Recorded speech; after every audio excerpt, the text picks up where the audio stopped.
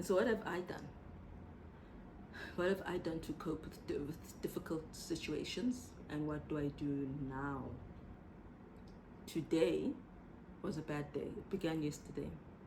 And I think it's my fault because I was following a very strict autoimmune anti-inflammatory diet to fight the coronavirus, to fight the inflammation that comes with ankylosing spondylitis, mainly because I can't fight it medically because of all the reasons I have to keep stopping my injections. So I went onto a diet just to see if it will help. But then it was my girl's birthday, so I got nuts with chocolate and they have sugar.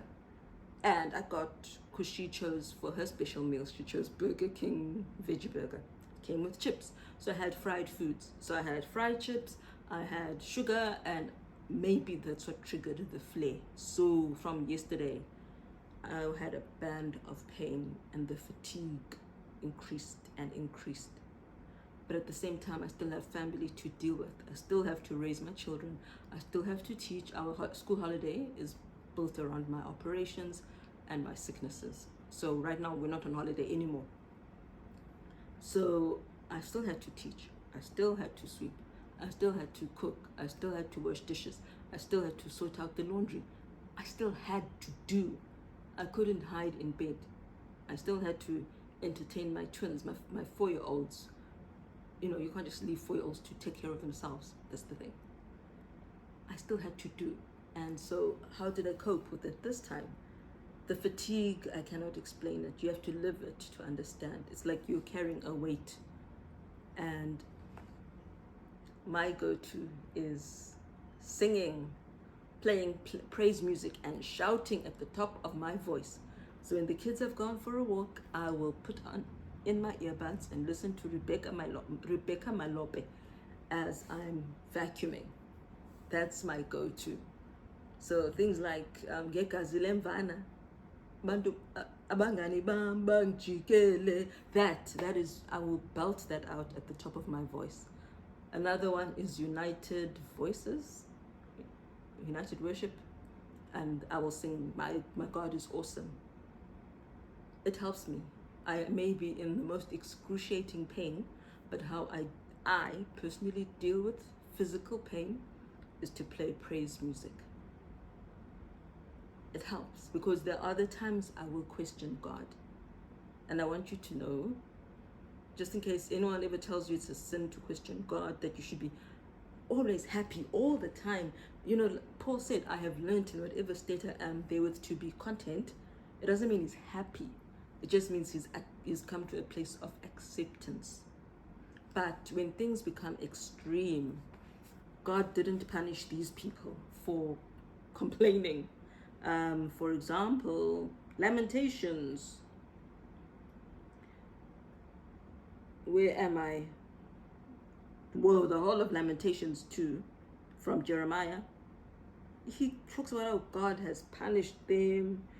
God has punished the children of Israel, and he says, my eyes fail with tears. My heart is troubled. My bile is poured on the ground because of this destruction of the daughter of my people, because the children and the infants faint in the streets of the city. Then verse 13, how shall I console you? To what shall I liken you, O daughter of Jerusalem? What shall I compare with you that I may comfort you? Guys, there's a lot that hurts me. I am an empath. I feel deeply. So I'll be suffering physically. But like Jeremiah here, I'm thinking of all the little children who are suffering physically, you know, needing operations, people I know of personally whose babies, whose little nieces or nephews are in hospital, and it just is such a heavy burden. I think of relatives who are going through trauma that was imposed on them as little young girls, rape, and it just breaks me. So many people say, no, I'm waiting, God must not come yet. I stopped that nonsense 20 years ago. God should have come yesterday. I cannot handle the amount of pain and suffering there is. And God didn't complain and tell Jeremiah, don't be silly, stop crying, be happy. He never did. So I find joy or peace in knowing that there are such people who suffered, who are prophets, had that relationship with God, but they too cried and wept. I don't even have that kind of relationship with God. I don't know personally if he's really with me. I hope he is. But if they can feel that, how much more me? I can't be blamed, and neither can you be blamed for the tears that come, whether for yourself or for others, for the suffering that you see around you that just destroys your peace. You are not to blame for feeling. Feelings are not a sin. How you act on when you have those feelings, that can then be the sin. But feelings in and of themselves, feeling of heaviness, tears you weep. And still, Jeremiah is weeping, but he's talking to God. And God can accept, can take everything you throw at him. He can take your emotions. He just wants to know that you are still talking to him. That's the most important thing as a Christian, to keep talking to him, even when you feel like, man, you're not answering me. God is thinking, good. We still have a relationship. And that's what I want. I want a relationship with you. Or you will find David, he wrote Psalm 6. Have mercy on me, O Lord, for I am weak. O Lord, heal me, for my bones are troubled. My soul also is greatly troubled. But you, O Lord, how long? Return, O Lord, deliver me.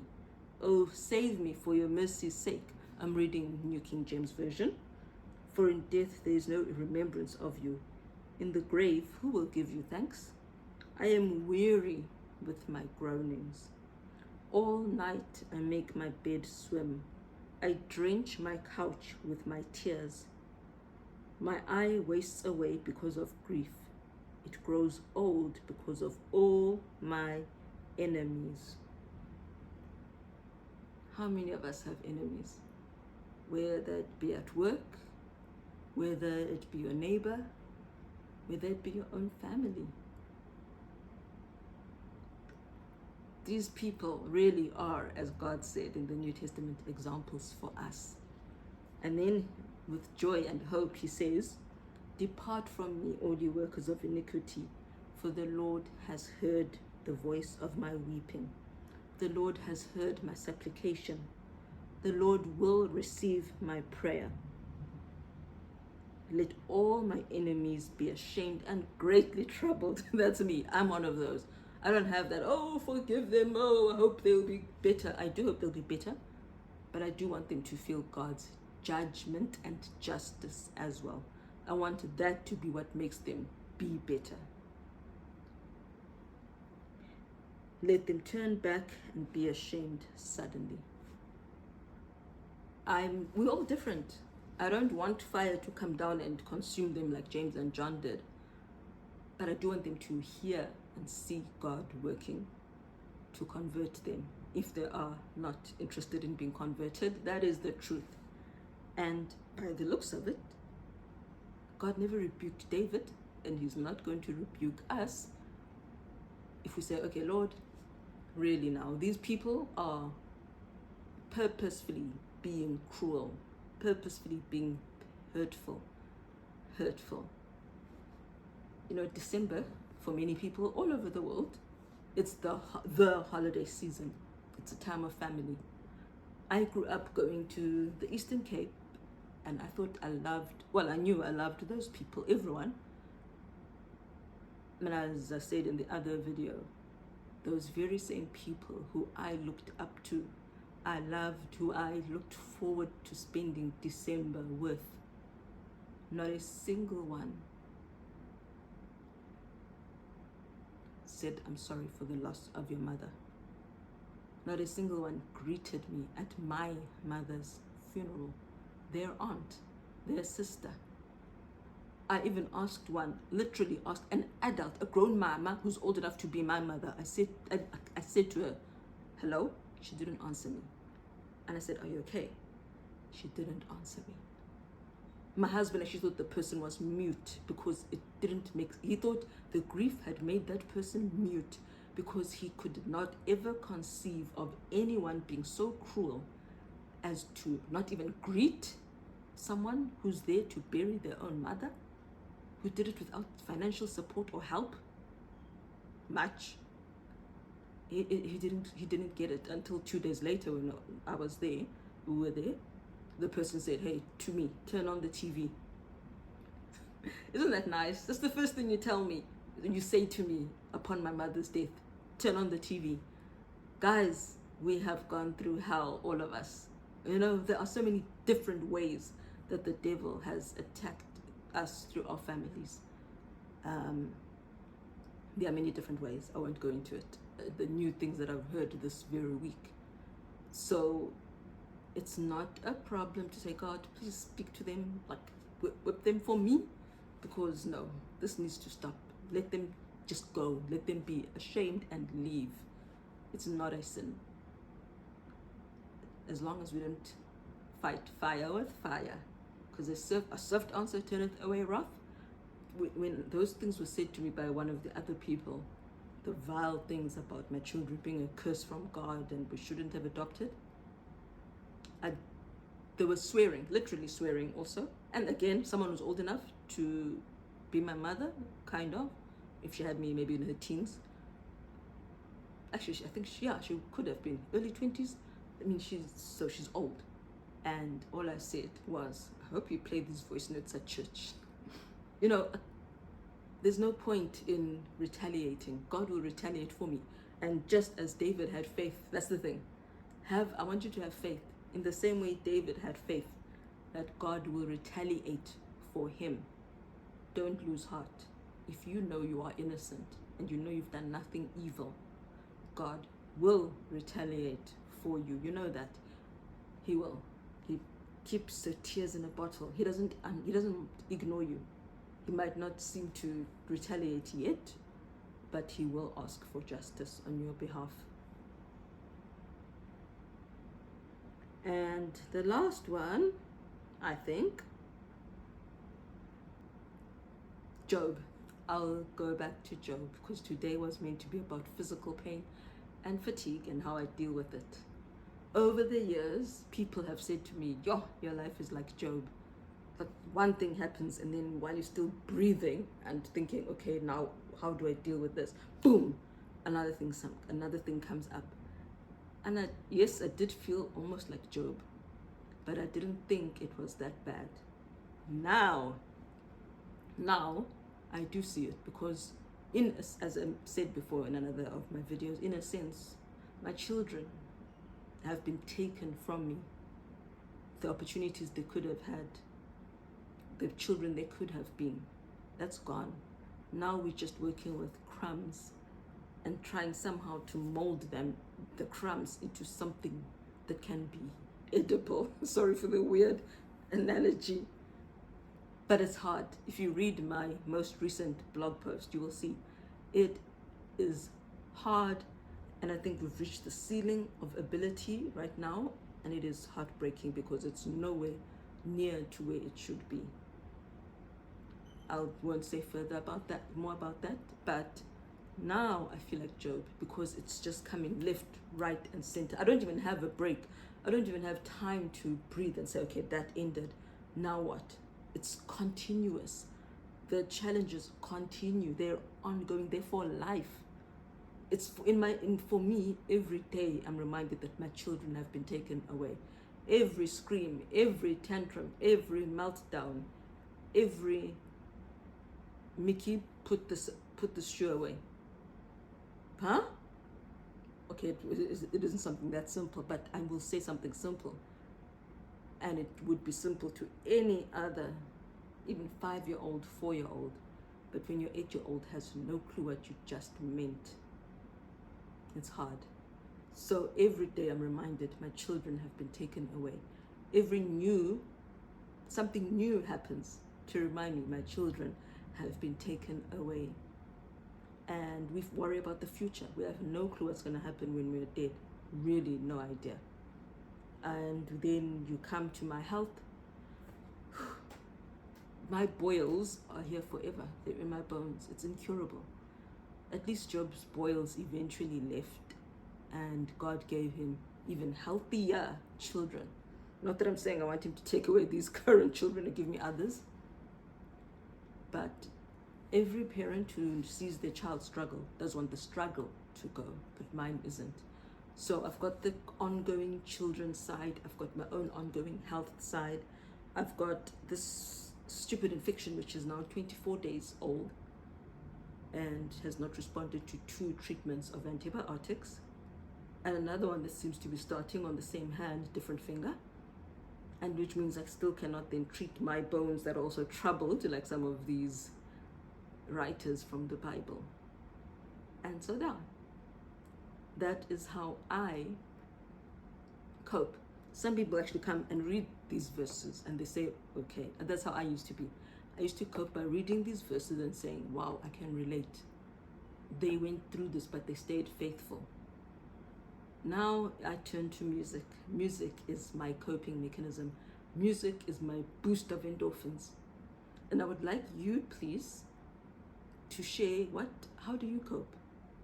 What gives you that uplifted feeling, temporary as it may be, but what makes you feel better?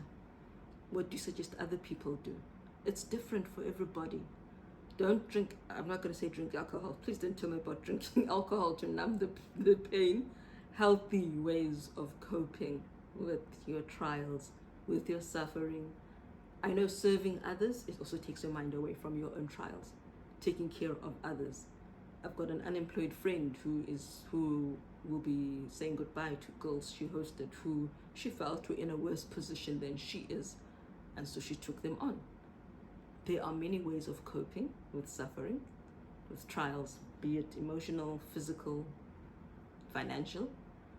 So please leave your tips. Don't forget, guys, if you're a Christian, God will never, ever forsake you. God will come back and punish those who have hurt you if they don't repent. And more importantly, let's pray for ourselves also, because we are not yet perfect. Well, I'm not perfect. And also, please rejoice in your victories. If you're the type who is fighting sin and you're struggling, rejoice in your victory. Rejoice that you went an hour. Like, let's say you're struggling with cigarettes and you really are, you don't want to poison your body anymore. Pretend that's an example I would give. Please rejoice that you spent an hour not having had that cigarette when in the past you'd have had 2 in this past hour. Can you please pat yourself on the back for your victories? It's worth something. It's a step forward, and God sees that step for what it is. He is rejoicing over you already. You might be fighting, you might in the next hour, I hope not, fall, but He knows that you tried, and even if you do fall, you know that you survived 3 hours without, you can survive 3 more, 6 more, 9 more, 90 days. Just take it step by step. The devil will always attack, but with song, helping others, serving others, reading your word, and finding strength in knowing that you're not alone in your struggles, sharing with other people who will encourage you, who will hold your hand. You can do this. You can do this. And there's nothing wrong with filling your pillow with tears all night long. You're not a weak Christian. You're a real Christian. Thank you for listening.